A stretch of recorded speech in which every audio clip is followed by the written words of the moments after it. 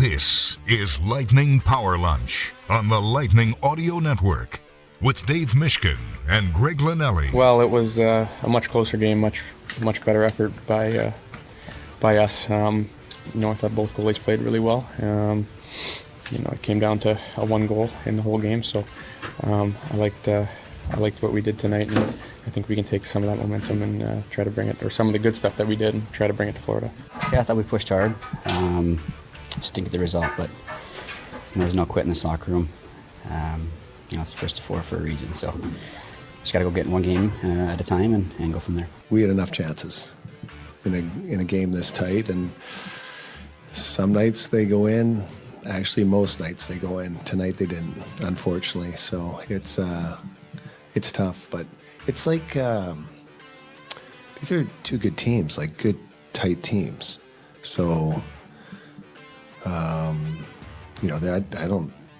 I don't think there was scoring chances either way that we were sitting there going, holy cow. Teams check. That's what happens. It's the playoffs. Well. Here we are. Didn't think we'd be down 0-2, meaning the Lightning, but you play the cards you're dealt and you move on. I have some strong thoughts about what I'm hearing from people who are covering this series and are trying to do it objectively, and I understand where they're coming from, but this is a Tampa Bay Lightning team that I'm not interested in effort points. I'm not interested in we were better in game 2 than we were in game 1. We're finding our game. You're in the playoffs. You gotta find your game pretty quickly. And we're gonna get into what happened last night. Was it a better effort? For sure. Was it good enough? No. Why was that? Well, you heard two guys, I think, to start this show that John Cooper mentioned in that soundbite. We had some looks, maybe more than enough. Well, maybe that's true. But if you want to circle key moments of this game, you can do the first 2 minutes of the first period when the Lightning had glorious looks, came out with energy, and two of their best goal scorers had prime scoring chances. It doesn't happen for them. Did that change the game? Yeah, looking back, it was a big factor. But I'm curious, partner, as we get into this conversation today, how much of this is going to be, we feel pretty good about our game, we can build off of game 2, and we just got to get one? Or how many people out there are feeling like, that's a nice narrative, but this is a Tampa Bay Lightning team you're expecting more from in these moments, and finding your game in a short series, for whatever reason, doesn't sit as well with me, knowing what's at stake here. But I'm curious what our audience has to say at Bolts Radio. And I'm curious what you have to say after, calling the game, having time to kind of decompress, writing about it. Mm-hmm. It's a disappointing loss, even though they played pretty well. Yeah, I wrote a short extra shift because I think, sometimes there's a lot that happens in a game. Yeah. And there's a lot to unpack. I thought last night's game, in some ways, was a tale of two games. There was the first 5 minutes, and then there was the next 55 minutes. Yeah, that's right. And much of the most significant activity happened in the first 5 minutes. In the first 5 minutes, and it was really less than 5 minutes, but we'll just say the first 5 minutes, you had two open nets missed by the Lightning by their top two goal scorers, Jake Guentzel and Braden Point. You had the Lightning get awarded a power play with a chance to take an early lead.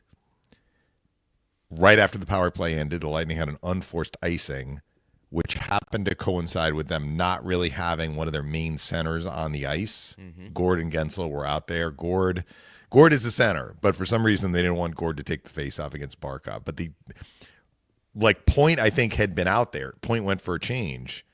You'd rather have Point on his strong side taking that face-off against Barkov. Whatever. The icing was avoidable, but Guentzel takes the face-off on his weak side. We had a long discussion earlier in the week or before the series started about face-offs and are you on your strong side, are you on your weak side. Jake Guentzel is not a guy who is, during his time in the NHL, taking a lot of face-offs. He's taken more this year. Usually he's taking them on his strong side, where the Lightning are picking the circle and they're having Jake go to take it because he's on the strong side. It's an icing. They had 3 lefties out there. They had Gord, Hagel, and Guentzel. Huge advantage for Barkov. He wins the draw. Reinhart makes a nice play to the middle, goes cross ice, Nate Schmidt, one-timer.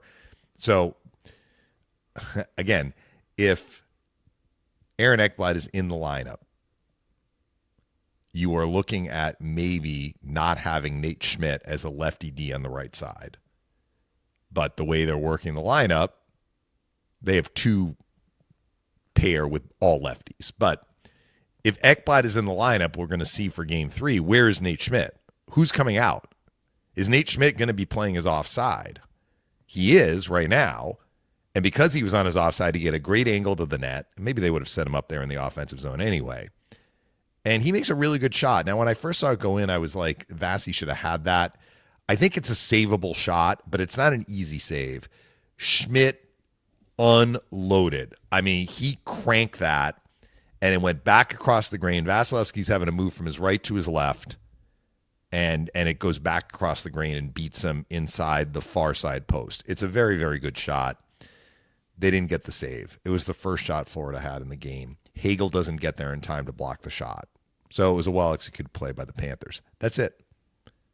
Those were your 4 big moments in the first 4 minutes and 15 seconds. 2 open nets missed by the Lightning, a failed power play, and the play made by the Panthers with a great shot, where the Lightning would have been a tough save, but they could have used a save there to keep it 0-0. At that point, it's 1-0. Then you had the next 55 minutes. And in the next 55 minutes, I know statistically kind of the Lightning had an advantage. They had an advantage in shots.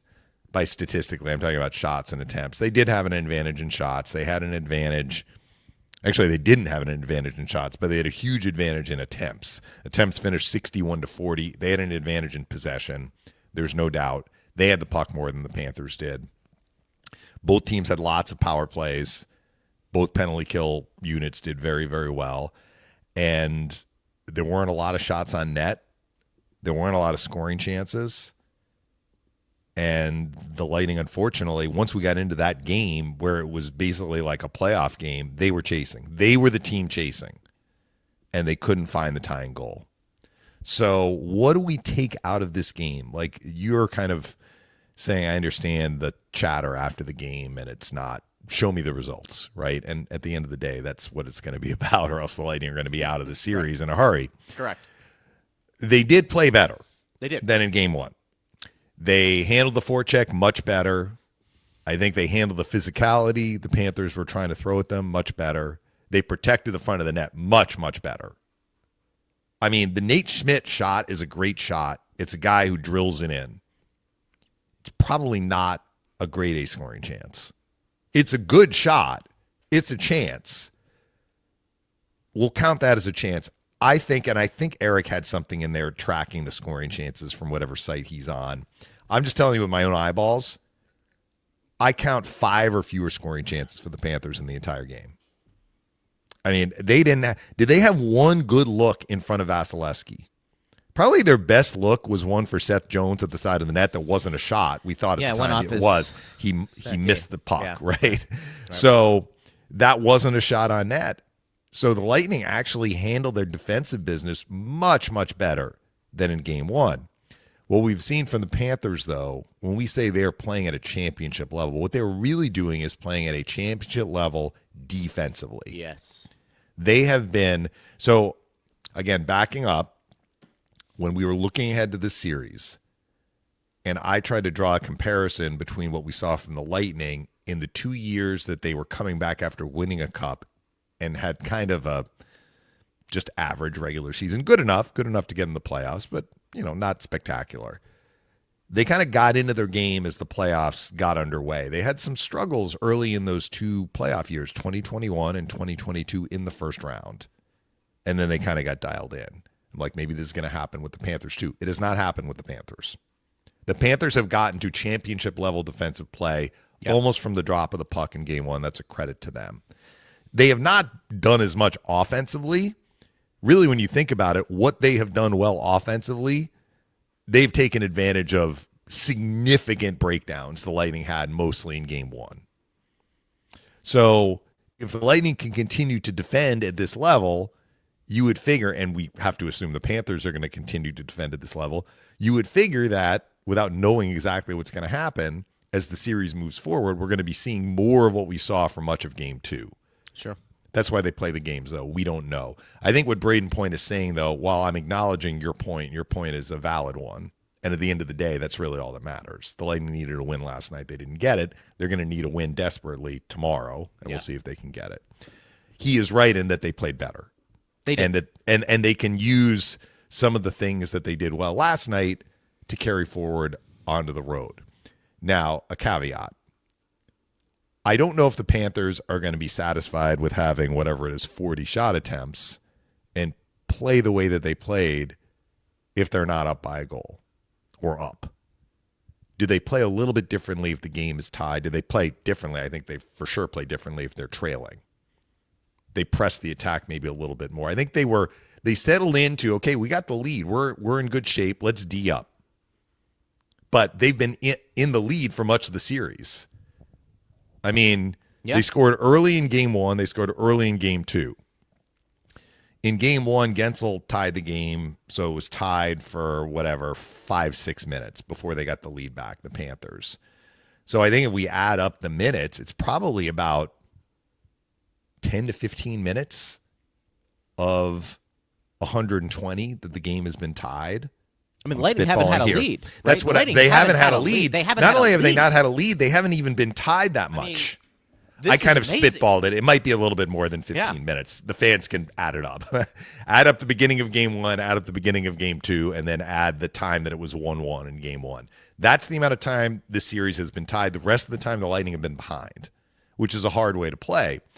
But the converse of that is, or the inverse of that, if the Lightning were up, would we see a slightly different approach from the Panthers? Would they press the attack more, which might lead to some opportunities coming the other way? So I don't know that we can just look at game two and say, well, the Lightning defended really well. I'm not sure the Panthers were satisfied to take what the Lightning gave them, which wasn't really much of anything, unlike game one, because they were up. So I just brought that up as a caveat. Let's see. I mean, my wish would be, and I'm sure the Lightning would love this, that they score first in game three. Let's put the shoe on the other foot. It's not that the Panthers wouldn't be capable of playing well if they're down, but they have had every advantage in this series in terms of how you wanted to script a game. They score early, they are not trailing, and for the most part, they're ahead. And if you're going to defend like they're defending, you're in really, really good shape. So what did I say? The Panthers had maybe 5 scoring chances, and none of them were grade A. None, in my opinion. What did the Lightning have? I'll count the 2 that were the missed nets. Those are 2. In terms of tough saves Bobrovsky had to make, his hardest save was on Point in the second period when Point got in the clear. And he made a nice save there. And then he actually reacted when the puck hit Samoskevich and came back to him. That was probably the Lightning's best scoring chance after it was 1-0. They had a couple. Point had a tip on one of their power plays. Bobrovsky made a pretty good right pad save. But like in the building, they gave the top 2 stars to the goalies. Phil didn't make either goalie a star, and I agree with him. It wasn't that they were poor. I'm not sure either goalie really needed to take a shower after the game. I mean, I'm kidding. Of course they took a shower. Like they were out on the ice and they were doing other stuff. But the number of dangerous chances in that game, like that number was exceedingly low, which suited the Panthers just fine because they had the lead. So, again, what can we read into game 3? When it's tied or if the Lightning are up, we may see a slightly different approach from the Panthers, but the Lightning should kind of lean into what Braden Point was talking about, which was their compete was high, they defended hard, they limited chances, and their penalty kill was excellent. So those are all positive elements. They need to make a play, though, and it's hard to make a play against a team that is D'ing you up like the Panthers are. I'll say one last thing, and then I'll hand it back to you. We ended yesterday's show, And I remember what I said, which was the key number tonight is the GA number for the Lightning, looking at game 2. If they hold the Panthers to 2 or less, that's what you want. And I said, if it's 3 or more, you're going to have to try and figure out a different way to win. Yeah. And I said, look, they might lose the game 2-1. Well, they lost the game basically 1-0. There was an empty netter late. I said, if that happens, though, that's the way they're going to need to play. I maintain that. I think there was a lot out of last night's game that if the Lightning are going to get back in the series, a lot of what we saw last night is what we're going to need to see moving forward in the series, as opposed to them outscoring their problems and winning a game 4-3, which we would take today. We would take a 4-3 win or a 5-4 win or a 6-5 win to get the series in 1-1 and say, okay, let's focus on defense in the next game. But keeping that GA down is still the number one priority in my mind. So what do you do to score on a team that's D'ing you up? You got to finish the chances that you get. It's not going to be easy. And Kucherov has had a tough series. He's had a tough few playoff games, hasn't he? He has. I think it's 12 straight playoff games now that he has not scored a goal. Now he has had assists. But one reason why the Lightning were held off the board last night, they went 0 for 5 in the power play. If you have 5 power play chances, that's an opportunity for your top guys to make a play. And they weren't able to do it. They had a fairly quiet 5 power plays. And it's it's an opportunity to grab momentum too. Yeah. Right? Even if you don't score, you're generating some opportunities. Maybe it gives you some mojo on the next few shifts after the power play expires, which we've seen happen. I think you're right, and I think this is the part that's very puzzling. Florida, if you take a look at these 2 games, big picture, they have gotten to their game at a higher level more consistently than Tampa Bay. I think Tampa Bay started to get there in game 2, but it's not good enough, hence the results. You mentioned the scoring opportunities, and you can make the argument the Lightning actually had better scoring chances last night than Florida, based off of at least 3 that the Lightning had in close. 2 of them were wide open nets. I don't know if Florida had that. Yeah, so Coop was actually asked post-game, might have been the first question out of the box, like, do you feel you generated enough scoring chances to win the game? And he said, do I feel we can actually find the clip? Jared, get the clip. He answered it in a very interesting way. What he said was, do I feel we generate enough scoring chances not to be shut out? Yes. But they didn't generate a lot.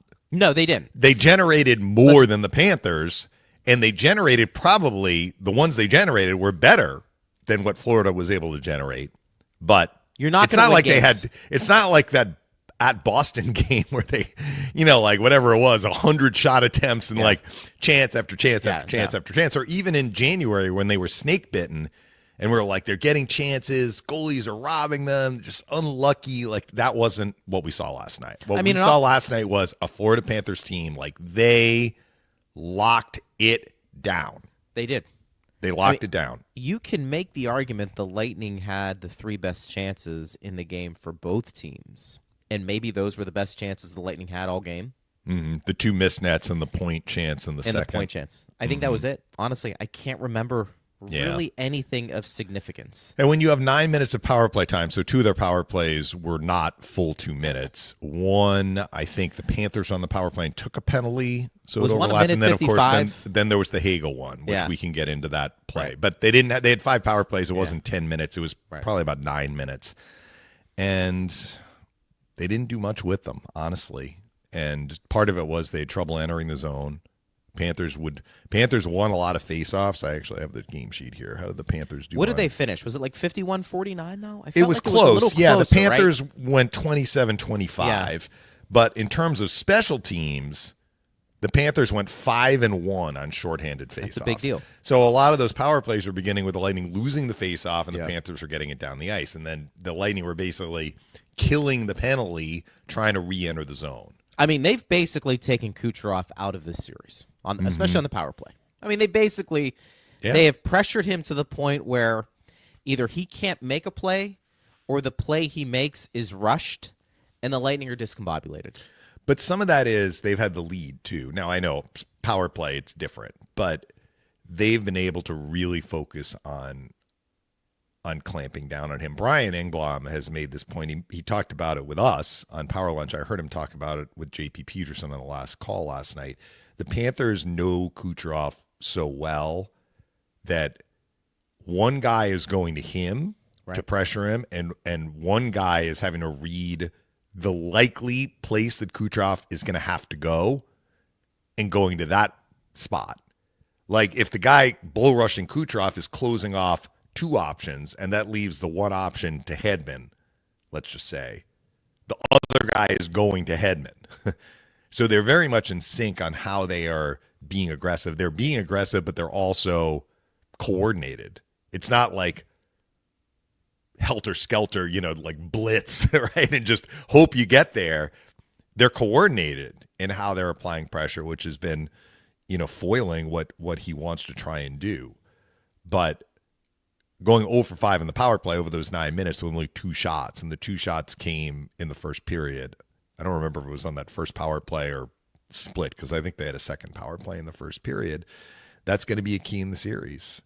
Now, I often say about, penalty killing is very important. Penalty killing was important last night for the Lightning. Had they been able to get the game tied, we would look at they went 3 for 3, but I think the minutes were about the same because the Lightning had to kill over 4 minutes of major penalty kill time. That's the equivalent of 2 power plays for the Panthers that counted only as 1. So when you look at the actual minutes the teams had in the power play, it was about the same. So the Lightning did a great job on the penalty kill, but they needed a goal, and they didn't get it on special teams. Yeah. I mean, look, I think there's a lot to like about the Lightning's game, but I think I'm going to stay consistent with today's show and just say I'm not too interested in they got to their game a lot better in game 2. They needed game 1. the result. They needed the result last We're beyond night. that. This is a team that has credentials. This is a team you anticipated at the very least you would split. I think a lot of people felt like, hey, okay, you're the better team. Let's go up 2-0 and let's put some pressure. 18 of 24 pundits picked the there Lightning. You go. There you go. What the heck they do they know? The Panthers that have showed up in the series were not the Panthers during the regular season, which is why I think these pundits didn't pick the Panthers. And I'm not saying like I'm Nostradamus, like I often say, I don't have a crystal ball. But what I did say was this is going to be a tough series. The Lightning have to play extremely well. I didn't know the Panthers would get to this level of play right off the hop. But after I saw them play in game 1, I'm like, they are ready. Like this is it for them. They're like, thank God the regular season is over. Let's play. And they have the pedigree to do it. And things have broken their way too. I mean, the Lightning had some egregious miscues in game 1 that opened the door for them to grab the lead. And, in game 2, now their confidence is growing, right? So they had a great game 1. So they're like, yeah, we're right there. We're where we need to be. I saw Doug Plagans on the way out. He was heading to the freight elevator. I was not. I was going down the stairs. I was like, yeah, have a safe trip home. We'll see you in Sunrise. And I'm like, you guys played great. He's like, that was textbook. Yeah, he's right. It was textbook. It was textbook playoff hockey in terms of how you want to defend. And I guess the thing that I didn't expect was that they would get to this level immediately, but I knew they had it in them. And that's why I've said multiple times, it's hard to knock off the champs. They have the pedigree. They know how to win. And they're showing it right now. Now, how do you kind of knock them off their game a little bit? Put them down. Force them to play catch up. Somebody needs to make a play, or at the very least, play them to a stalemate, right? Like, if not for the Nate Schmidt goal, that's a 0-0 game, and, next play wins. It's not Panthers are up having to protect and force the Lightning to make a play. The dynamic changes a little bit.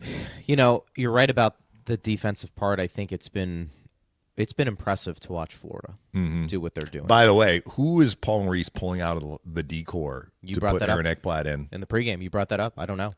That is going to be very interesting because if the Panthers put Aaron Ekblad in, who has not played a game, can you go to him and say you got to sit? In 2 months, you got to sit.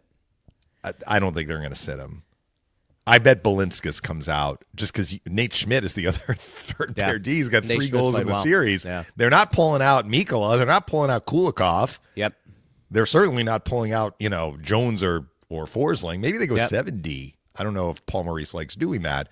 But I can predict right now if Aaron Ekblad comes into the lineup for one of these other defensemen, and they have played great, they're 6D, and the Panthers lose game 3, there is going to be a lot of chatter on the other side about this Ekblad thing. We don't know if that's the way it's going to unfold, but that's going to be an interesting one. I want to get into the Hagel hit on Barkov because I know that was the other big storyline, unless you have more to add. No, the only thing I was going to say is the Lightning, their best players have not risen to the occasion. And Gensel, offensively, points, anyway, yeah, Cooch, and then, let's be fair, that's a good shot by Nate Schmidt, but that's a stop Vasilevsky makes most times. And you're not going to win a game if you don't score, stating the obvious there. But we're not seeing Bobrovsky let that in. Right. And so that needs this goes around to everybody. That needs to change heading into game 3. Go ahead. Actually, before we get to Hagel and Barkov, because that was a lot of chatter, I saw Deandra Lou had some I should actually find her tweet and read it because I was like, what?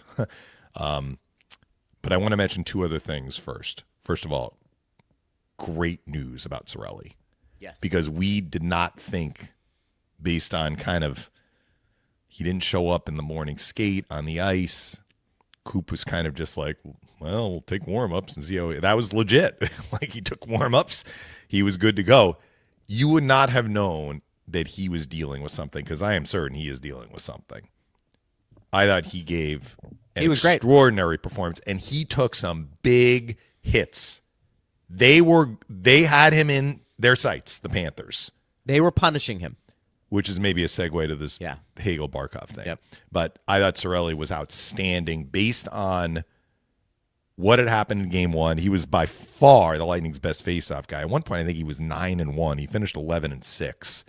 So that is just great news that they had him. And I thought he played very, very well. He didn't seem affected by whatever the injury was. The other thing I'm going to mention, so because Cirelli was in, and this is a question we had from one of our fans yesterday. Remember, you said if Cirelli doesn't play, does Chafee come in? And I said, well, if Cirelli doesn't play, Chafee is coming in. You said, no. If Cirelli does play, does Chafee come in, and do they go 12-6? That was the question from the fan. Mm-hmm. And I said, yes, possibly, because if Cirelli is potentially compromised and maybe can't perform the way that he usually is able to perform, you want to have an extra forward in there in case Cirelli has to pull himself out, basically. Yeah. You want that protection. So whether it was that, whether they just felt, let's put Chafee in, they decided to go 12-6. So at 12-6, you're pulling out a defenseman.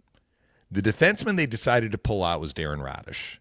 Now, I'm not here to get into, like, why was he the defenseman pulled out. Maybe he is dealing with something, too, and he was the choice based on that. But if he's completely healthy, and they just said, all right, Ratty, you're going to sit this game because we want the 12th forward in there. I wonder if John Cooper had known ahead of time the Lightning would have had 5 power play chances if Darren Radish would have been the defenseman that got pulled. Because a byproduct of these 5 power play chances, and even in the 6-on-5 at the end of the game, who was the other defenseman behind Hedman that went out there? McDonough. McDonough has not had a lot of power play time this year. So I'm not saying that the Lightning went 0 for 5 in the power play because Ryan McDonough was on power play 2 and Darren Radish wasn't. Most of those 5 power play chances, the Lightning had their top unit out there with Hedman. But who has played the most on the power play on the blue line after Victor Hedman? Darren Radish. So, again, I don't know that Coop can expect going into a game that potentially he would have used Radish as much as he would have had Radish been in the lineup. Hindsight's 2020. That struck me, though, and that actually leads to the Hagel-Barkov play because McDonough was out there on the power play and got a little mixed up with the puck in the neutral zone. I think it was Reinhart. Reinhart got in on him and, like, poked it past him. So McDonough goes back to try and get the puck, and Barkov is bearing down on him. So puck in the corner, McDonough and Barkov both make a play on the puck. Now, as I say that, McDonough makes a play on the puck. Barkov reaches with his stick. It's unclear if Barkov is trying to get to the puck or trying to tie up McDonough's stick. He may be just trying to tie up McDonough's stick because he's very good at that and kind of disrupt McDonough's attempt to play the puck. McDonough plays the puck. From the corner, puck starts sliding behind the net. Hagel blows up Barkov. Blows him up. Shoulder to chest. Barkov goes flying, lands on the ice, crashes into the boards, and is injured. I don't hear any talk about Barkov sold this, that. Barkov was not out for the rest of the game. Barkov missed the rest of the power play. He was hurt.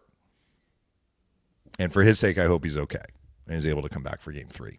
They missed him because he would have been out there on the power play. So it was a heavy hit. Barkov got injured. Okay. So on the ice, they called a 5-minute major for interference. One reason why they will call a major is that it gives them the opportunity to look at it on video. If they just called a minor, they can't look at it on video. If they call a major, they can look at it on video and keep it a major, or they can rescind it to a minor. They can elevate it too. We saw that with Puljujarvi in the final meeting in the regular season between the teams. They actually elevated it to a match penalty. So they took a look on video and they kept it a major. Full candor, Phil and I were a little surprised that it was called a major and kept a major. So what do we make of this? Panther fans are livid. And I don't know because I haven't interacted with any of them, but based on what Deandra had, I should probably find her tweet. I will do that after I'm done talking. This is interference. Barkov never touches the puck. So because he never touched the puck, he's not eligible to be hit. Hagel hits him. Interference, for sure. There's a penalty. It is not a hit to the head, and it doesn't really qualify as something like boarding or charging. It's actually a clean hit. The problem is that Barkov never touched the puck. So it is interference. Thank you, Steve. You just sent me Deandra's comment. So I think the reason why they called it a major was the ferocity of the hit. It was the intensity of the hit. But if Barkov touches the puck, I don't think there's a penalty at all. And for Panther fans who were like, this was completely dirty, he shouldn't have hit him that way. It wasn't that long ago. It was the first period in game 1 that Carter Verhaeghe hit Erik Cernak in the exact same way. Those hits are almost identical. They're not identical because Cernak did play the puck. Verhaeghe didn't get a penalty. So if we're just looking at the hit, kind of the ferocity of the hit, to me, those are the same hits. Cernak got banged up. He went back to the room. He missed the rest of the first period. He came back for the start of the second. The reason it was called a major was it was interference. There was a penalty there, and they felt that it rose to the level of a major based on, as I keep saying, the ferocity of the hit. You don't often see a major penalty for interference, but you know what they didn't include in this penalty? A game misconduct. Usually if you have a game misconduct with a major, there's the element of intent to injure, which is usually when it rises to the level of a match penalty. But Hagel was just given the major and was eligible to return in the game. So the way I look at this hit, and there is a question, he may get supplemental discipline. I severely doubt he will get supplemental discipline. And the reason I think that is when you watch the replay, Barkov does reach for something. He's reaching for the puck. He's reaching for the stick. If he touches that puck, there is no penalty. None. It's a clean hit in terms of where the body contact was made. So in my opinion, the way that you kind of view this is Hagel, there's enough there that Hagel is like, this guy's eligible to be hit. He's pressuring my defenseman. We're down a goal. I need to erase this guy. He erased him. Now, did he have to hit him as hard as he did? No, but he made sure that Barkov was out of the play, and this is the playoffs. This is how the Florida Panthers hit the opponents as Verhaeghe hit Cernak in game 1. So I may be proven wrong. maybe the DOPS will take a look at it and be like, Hagel, you have a suspension, or maybe you're fined. They feel there's something else there. He didn't get a game misconduct, though. I think it was just they felt it was interference, and it wasn't like he stepped in front of Barkov, which would be a different sort of interference. I think your explanation it makes a lot of sense. I'm looking at the picture right now, like the picture frame. Mm-hmm. I think, because I agree with you. How often do you see an interference call be 5 minutes? I mean, you mentioned how big of a hit it was. I think that's why they made it a major, though. But that never happened. Like, I don't.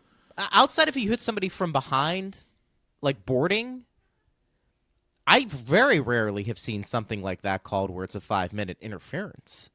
Yeah. I thought initially, because Barkov had to leave, correct? I mean, he left. He left.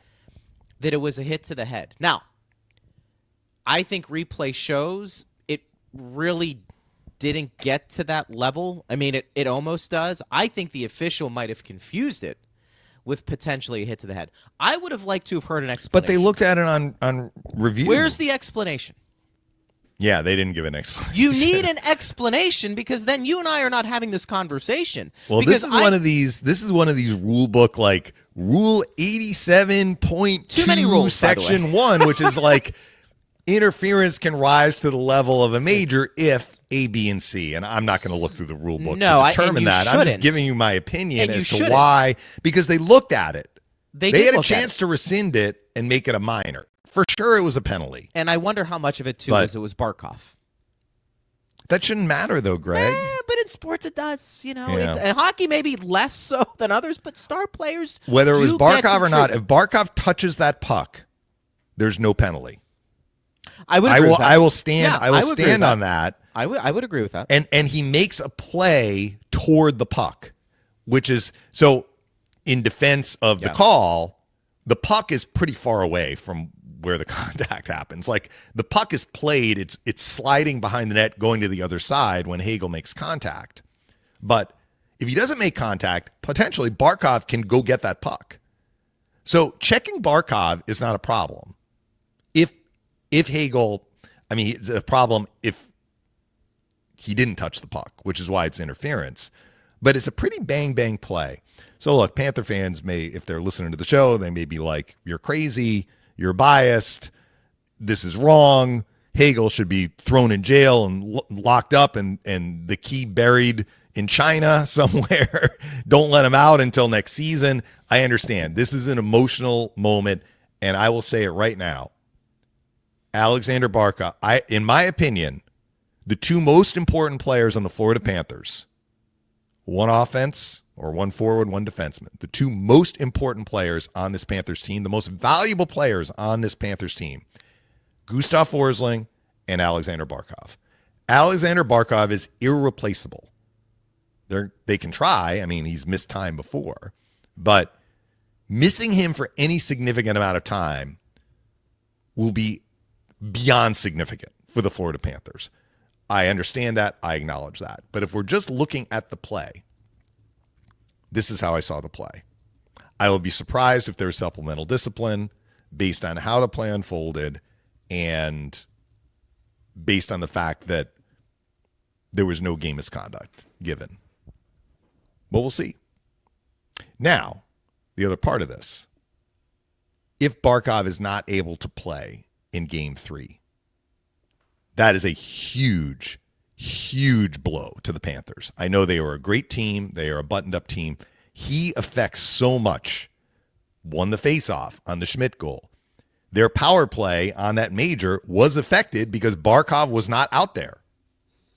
They wanted him out there in the 5-on-6. He would have been out there in the 5-on-6. He wasn't. We'll see.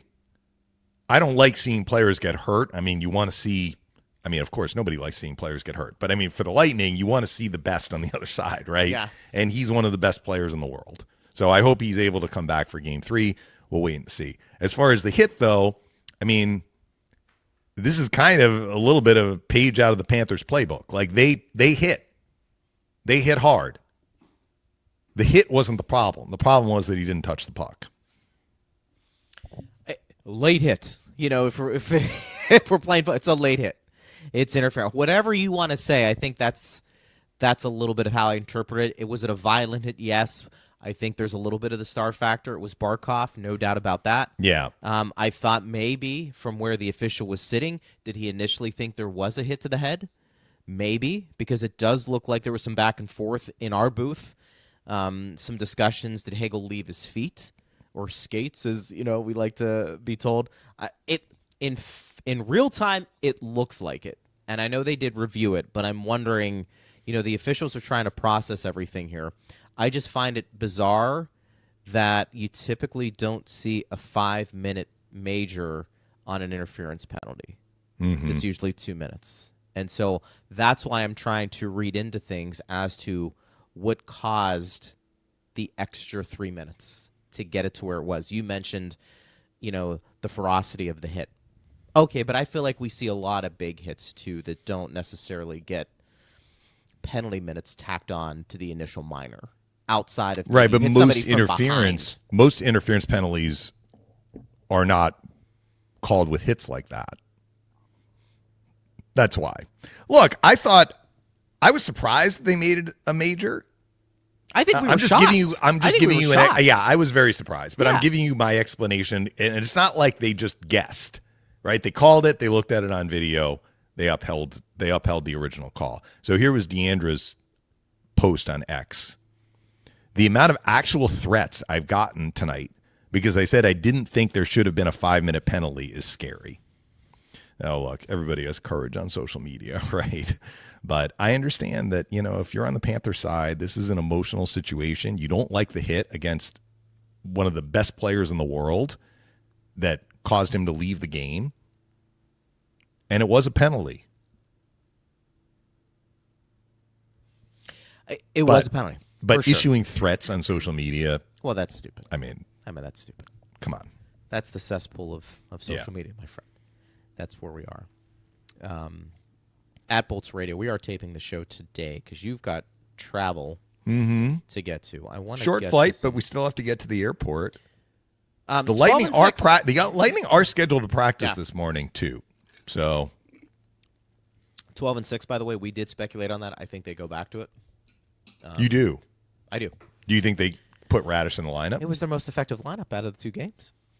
Yeah. Do you think I mean- Radish comes in though? I don't know because who we're really talking about here to take out. Right. Is It's it- more for they didn't have him for power play too. Do you think offense they would look at it and say, "Look, but are you going to get 5 power play opportunities in a game?" That's 3? the point, I right? don't And know. usually the second unit doesn't get as much time. I mean, how many shorthanded? have Sorry, how many McDonough? power play minutes did McDonough have last night? I- McDonough know- played 2 minutes and 39 seconds of power play time. Have we seen that at all this season? That Only much when from Radish him? hasn't been in the lineup, or if Hedman maybe missed a game and Radish was up on the first unit. And McDonough Unusual was on the second for unit. McDonough Unusual. to be out there, and it Yeah. didn't look crisp, to be honest with you. So, look, if you think they can generate a little bit more offense by adding Radish back in there, particularly with his shot, without sacrificing what they did defensively in Game 2 for Game 3, I could see them putting him back in. I mean, Radish, I don't think is going to sit long. You could make a case he didn't deserve to sit. This was more of just a structural thing that they Yeah. had to get to 6, and he happened to be the guy. Would I be surprised if he's in for Game 3 and somebody's out to take his? No, I would not be surprised. I'm actually going to go a different route. Yeah, please And do. we are not having a show together on Sunday. I'm doing it Yeah. with somebody else. We could talk about this on To be Monday. determined. I think they go 11 and 7. Okay. I think the 12 and 6 was to see where Sorelli's game was. Sorelli looks Fair point. great. Fair point. I mean, he could get banged up again, but the 11 and 7 formation has worked well for the Lightning down the stretch in the regular season. But we each get a vote, so we're on opposite sides of the ledger. It's okay. Won't be the first or last time that's happened. It's but okay. One of us is going to be right, They need to win. unless they go 10 and 8 and call up a defenseman. 13 and 5. yeah, that would be a I don't little think that's unusual. going to happen. That will be a little unusual. I do think Chafee looked okay. JP looked okay. He got an eye. They, Yeah, they did hard work. They won a lot of puck battles Yeah. last night, which allowed them to have the possession that is reflected in the the shot attempt advantage. But they didn't do a lot with that possession, which is a credit to how the Panthers were defending. The Gonsalves experiment on the first line was short-lived. Yeah, and I'm not sure that had anything to do with him. I just think once the Lightning fell behind, Coop was just like, let's go back to our bread and butter. Agreed. Let's get some questions. Bolts fan Syracuse. Always loving she chimes in. Chafee had a better game in Game 2 than the bottom three defense in Game 1. Should we go 12-6 again? I would prefer Geeky and Gonzo be separated. That line was invisible last night. Paul, Gonzo, and Gord might be worth a try. Rookies not helping each other. A little critical there. Yeah. Fair. Well, by invisible, they did do some work to hold pucks in the offensive zone. I remember Paul in particular had a couple of shifts where he was really battling and holding onto the puck. I love his game in the playoffs. He's so strong, and he plays generally in a straight line. He goes to the net. So I just think it was one of those nights where the Lightning were having a hard time getting into dangerous areas because the Panthers were defending at an extremely high level. But to the first point that Bolts fan Syracuse had, we each had a vote, and you were on the Bolts fan Syracuse side. And I think, I'm not saying they should do it. I'm telling you what I think they're going to do. I think they're going to go with 11-7. But do you? I think the 12-6 was a trial balloon to check on Cirelli. Was it to protect? But they did play their best hockey in this series, going 12-6 too. I think that is fair to point out. Now, Cirelli didn't play a lot. He played 15:09. So but maybe they protected him a little bit there. But to your point, he was effective. He was effective. Can he play that way with whatever's ailing him for the remainder of the series at that level? Well, the other part about 11-7. So yes, that's a fair point. But the other part of 11-7 on the road, they're going to need to get Kucherov going, or Kucherov needs to get going, and by going 11-7, you might be able to get him away from Forsling. That's regularly. Fair. Listen, you can. I'm a big proponent of your stars need to lead the way.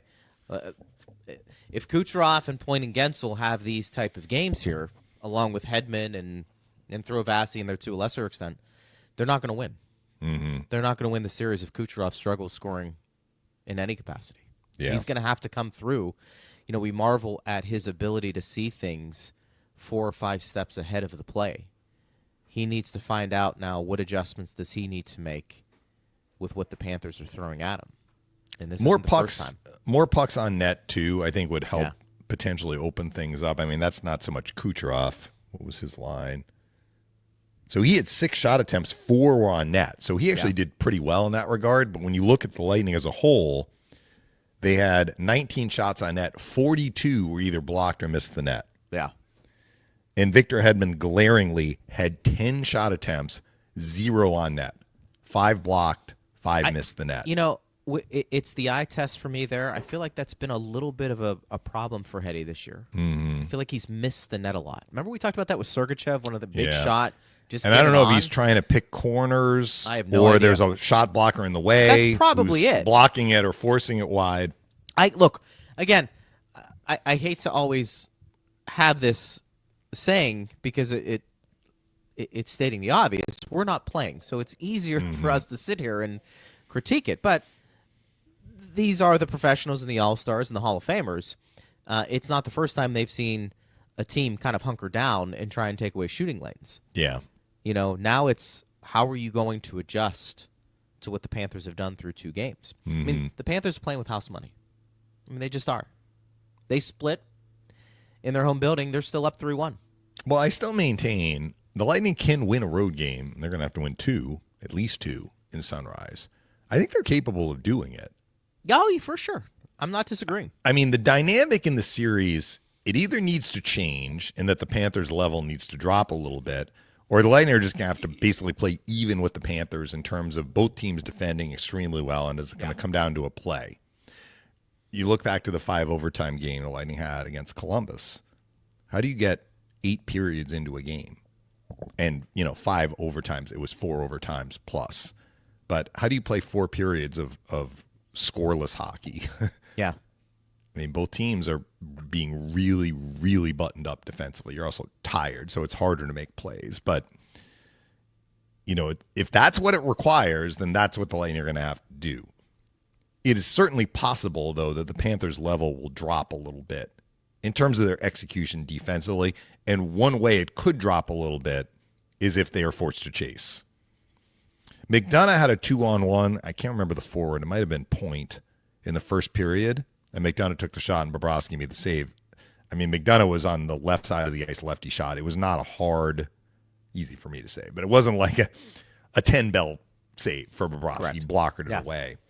But I believe that is the only odd man rush the Lightning have had in the entire series so far.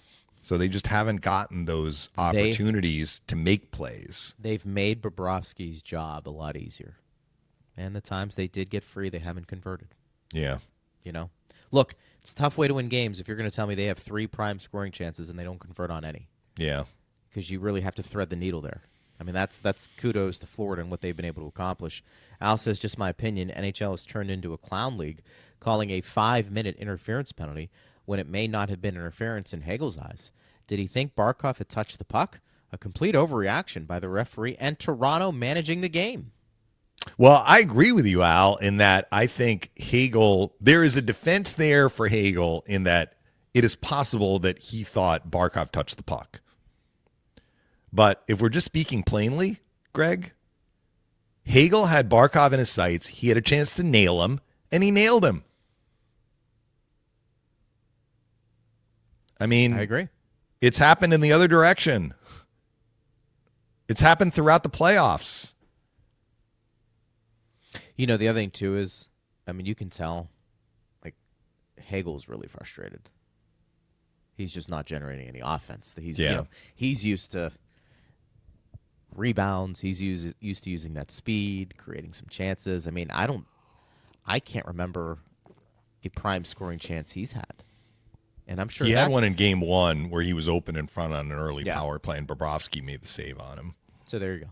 That was one, though. He's remembering been minimized. many others. He's been minimized. I mean, they all have. I mean, look, when a team goals. is D'ing you up like the Panthers have D'd up the Lightning, Yeah. scoring chances are hard to come by. Yeah. I mean, Point's goal in game 1 was a scoring chance. Yeah. They moved it around. He had basically an open net. He didn't miss. Yeah. Gensel makes a really nice play on the power play goal because Bobrovsky makes the save and Gensel makes a little stick handling move and is able to finish. But, I mean, they did have some chances in game 1. They did, particularly in the first period. But this is different. It's not the regular season anymore. And they happen to run into a team in the first round that really knows how to defend in the playoffs. I mean, some of the best defensive teams during the regular season do not always defend well once we get into the playoffs. We talked about the Kings. They gave up 5 goals, right? McDavid went bonkers in game 1. They kind of settled down, and they had a solid game 2 win, the Kings.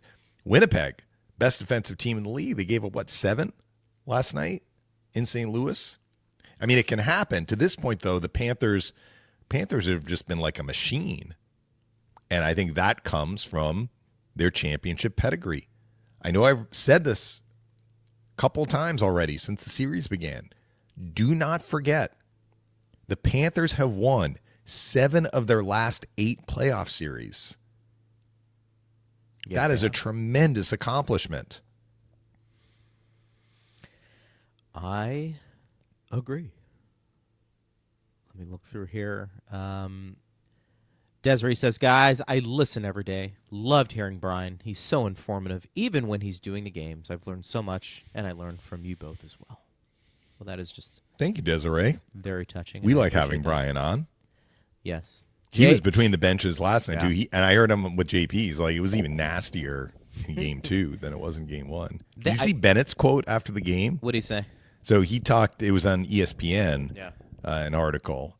And he's like, this rivalry is growing and growing. We hate them more and more every time we play them.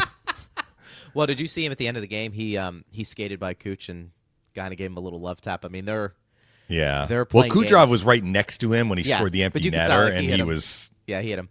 He was Kachuk was chirpy. hitting. They're targeting Chernak, by the way. I'm stating the obvious, but they are hitting him Yeah. every time. I mean, Verhaeghe has made it a point. Every time he's on the ice, he is hitting Chernak. I mean, this is, I don't know if they saw something. I don't know if they said, and Phil was getting annoyed, and I don't disagree. Like, Chernak's not walking away from the scrums. Yeah. There have been times where a penalty's been called or nothing has been called, and Chernak kind of inserts himself into the scrum. He said he's been lucky a couple of times that he didn't get I mean, he's a got to secondary watch. penalty. He's got to watch, but I can tell you this.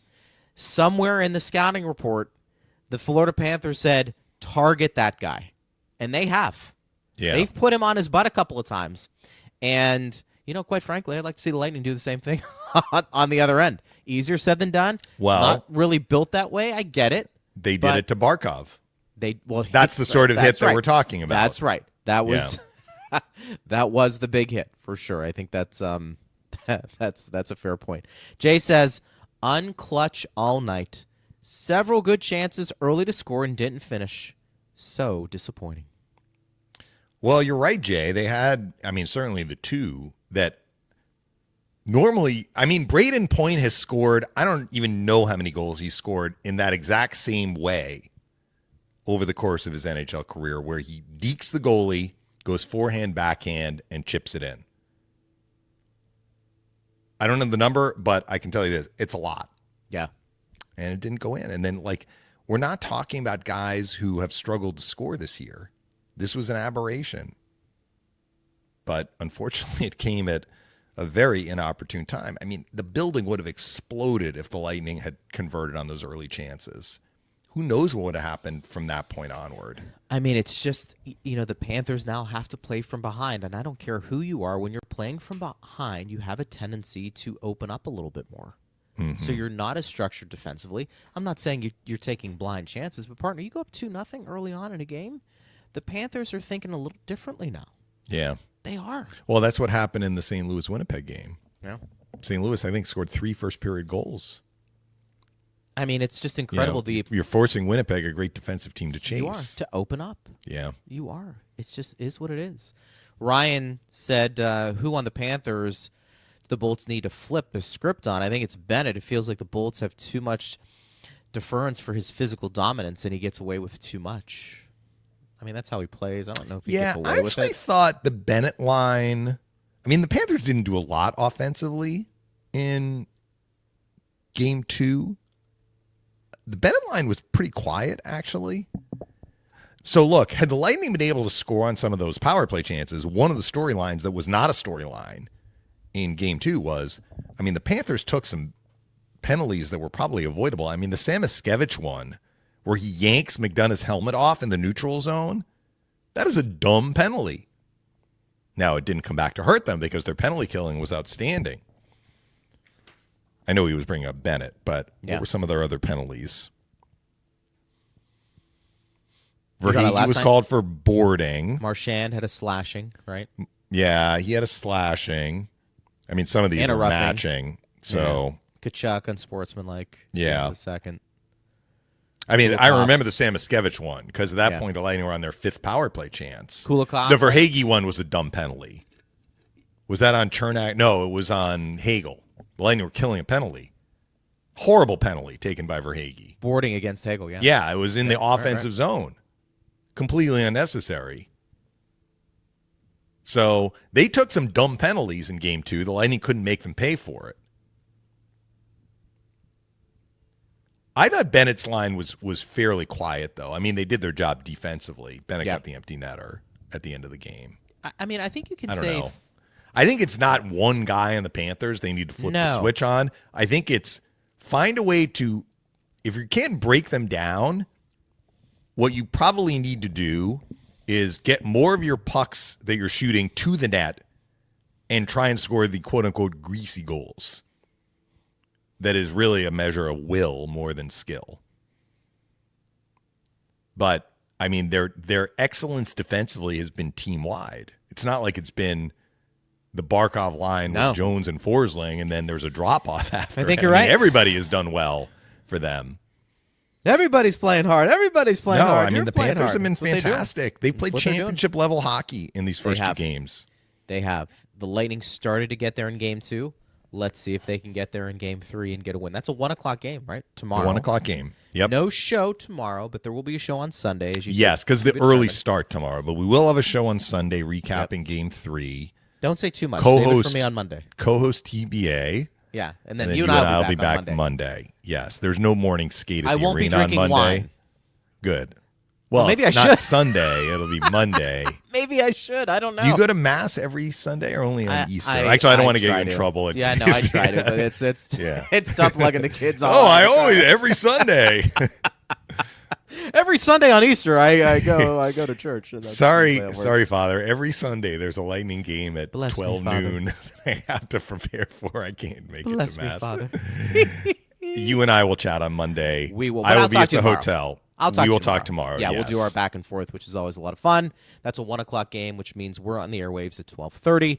Partner, great week, even though a couple of tough losses. We'll Chin up, continue. Lightning fans. The Yeah. series is not over. I know it's very easy to be like, the Lightning are overmatched. And look, it does take 4 to win. The odds are against them. The probability of them coming back to win the series is low. It just is when you lose the first 2, especially the first 2 at home. But each game is its own story. So Game 3 is its own story. Let's see how Game 3 goes.